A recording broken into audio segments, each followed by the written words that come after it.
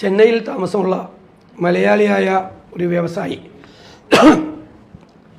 Polit ബ്യൂറോയ്ക്കും സംസ്ഥാന കമ്മിറ്റിക്കും കൊടുത്ത കത്ത് ഇന്ന് ഡൽഹി ഹൈക്കോടതിയിലെ കേസിൽ ഔദ്യോഗിക രേഖയായി മാറിയിരിക്കുകയാണ്. ദുരൂഹമായ സാമ്പത്തിക ഇടപാടുകൾ ഈ കത്തിലൂടെ പുറത്തു വന്നിരിക്കുകയാണ്.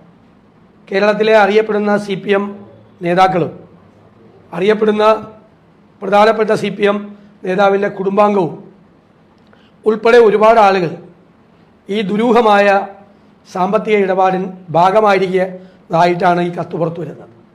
2021 പോളിറ്റ് ബ്യൂറോയ്ക്ക് കൊടുത്തു എന്ന് പറയുന്ന ഈ കത്ത് എന്തുകൊണ്ടാണ് പാർട്ടി ഇതുവരെ മൂടിവെച്ചത്? വളരെ ഞെട്ടിക്കുന്ന രഹസ്യങ്ങൾ ഉള്ള ഒരു കത്താണിത്. കിങ്ഡം സെക്യൂരിറ്റി സർവീസ് എന്ന പേരിൽ ചെന്നൈയിൽ ഒരു കമ്പനി രൂപീകരിച്ച് കോടിക്കണക്കിന് രൂപ ആ അക്കൗണ്ടിലൂടെ വന്ന് വിദേശത്ത് നിന്ന് വന്ന് ആ അക്കൗണ്ടിൽ നിന്ന് കേരളത്തിലെ CPM നേതാക്കളുടെ അക്കൗണ്ടുകളിലേക്ക് ആ തുക കൈമാറ്റം ചെയ്യപ്പെട്ടു എന്നാണ് ഈ കത്തിലെ ഏറ്റവും പ്രധാനപ്പെട്ട ആരോപണം. അപ്പോൾ ബാങ്ക് അക്കൗണ്ടുകൾ മുഖേന തന്നെ വൻ തുക കൈമാറ്റം ചെയ്യപ്പെട്ടിട്ടുണ്ട്. കേരളത്തിൽ നടന്ന ഒരു പ്രോജക്റ്റുമായി ബന്ധപ്പെട്ടും വൻ തുക കൈമാറ്റം ചെയ്യപ്പെട്ടിട്ടുണ്ട്.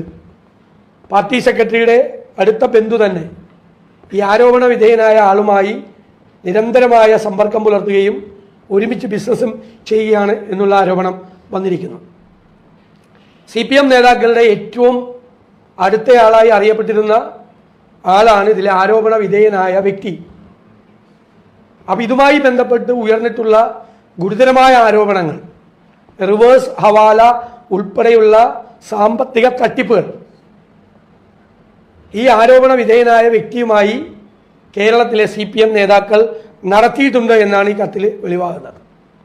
ഇപ്പം ഈ കത്ത് വെളിപ്പെട്ടത് തന്നെ ഒരു വിവാദമായിരിക്കുകയാണ്. കാരണം ആരോപണ വിധേയനായ ആൾ തന്നെ തനിക്കെതിരായി വ്യവസായി കൊടുത്ത കത്ത് കോടതിയിൽ എന്തിന് രേഖയായി ഹാജരാക്കി? സത്യത്തിൽ അദ്ദേഹം കൊടുത്തിരിക്കുന്നത് അപകീർത്തി കേസാണ്. മാധ്യമങ്ങൾക്കുൾപ്പെടെയുള്ള ആളുകൾക്കെതിരായി അപകീർത്തി കേസാണ് കൊടുത്തിരിക്കുന്നത്. ആ അപകീർത്തി കേസിൽ തനിക്കെതിരായി വന്നിരിക്കുന്ന ഗുരുതരമായ ആരോപണങ്ങളുള്ള കത്ത്, പോളിറ്റ് ബ്യൂറോയ്ക്ക് കൊടുത്ത കത്ത്, എങ്ങനെയാണ് ഇത് വന്നിരിക്കുന്നത്? ഇപ്പോൾ പോളിറ്റ് ബ്യൂറോയ്ക്ക് കൊടുത്തിരിക്കുന്ന കത്ത് എങ്ങനെയാണ് ലീക്കായത് എന്നതിനെക്കുറിച്ചാണ് ഇപ്പോൾ ചർച്ച നടക്കുന്നത്.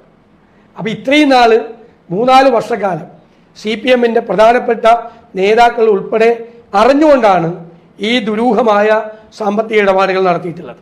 ഇതിനെ സംബന്ധിച്ച് കേരളത്തിലെ CPMും ഗവൺമെൻറ്റുമായി ബന്ധപ്പെട്ട